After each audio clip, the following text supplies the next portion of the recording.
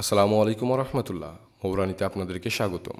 আজ আমরা কথা বলবো মৌচাকের সবচেয়ে গুরুত্বপূর্ণ সদস্য রানী মৌমাছিকে নিয়ে।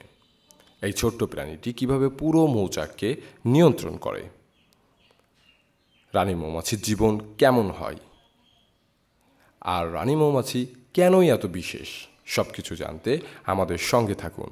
আর ভিডিওটি ভালো লাগলে লাইক ও সাবস্ক্রাইব করতে ভুলবেন না।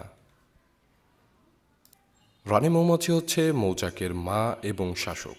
একটি মৌচাকে শুধু একজন রানী থাকে। এটি অন্য মৌমাছির তুলনায় বড়, লম্বা এবং শরীর একটু চকচকে ভাব থাকে। তবে এটি যে শুধু রাজা রানীর মতো বসে থাকে তা কিন্তু নয়। রানীর প্রধান কাজ হচ্ছে ডিম পাড়া, যাতে মৌচাকের জনসংখ্যা বাড়তে থাকে। একজন রানী প্রতিদিন 1500 থেকে 2000 ডিম পারে। অবিশ্বাস্য, তাই না? রানী মৌমাছি জন্ম থেকে রানী হয় না। যখন মৌচাকে পুরনো রানী বুড়ো হয়ে যায় বা মারা যায়, তখন কর্মীরা একটি নতুন রানী তৈরি করে।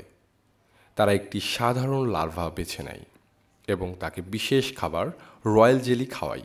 এই রয়্যাল জেলির কারণেই সেই লার্ভা রানীতে পরিণত হয়। প্রায় 16 দিনের মধ্যে নতুন রানী জন্ম নেয় এবং মৌচাকের দায়িত্ব নেয়। রানীর জীবন খুবই ব্যস্ত। এটি প্রতিদিন হাজার হাজার ডিম পারে, যা থেকে কর্মী, পুরুষ মৌমাছি এবং ভবিষ্যতের রানী জন্ম নেয়। তবে রানীর আরেকটি গুরুত্বপূর্ণ কাজ হল ফেরোমন নামক একটি রাসায়নিক নিঃসরণ করা। এই ফেরোমন মৌচাকের অন্য মৌমাছিদের একত্রিত রাখে এবং শৃঙ্খলা বজায় রাখে। রানী ছাড়া মৌচাকের কাজ বন্ধ হয়ে যায়।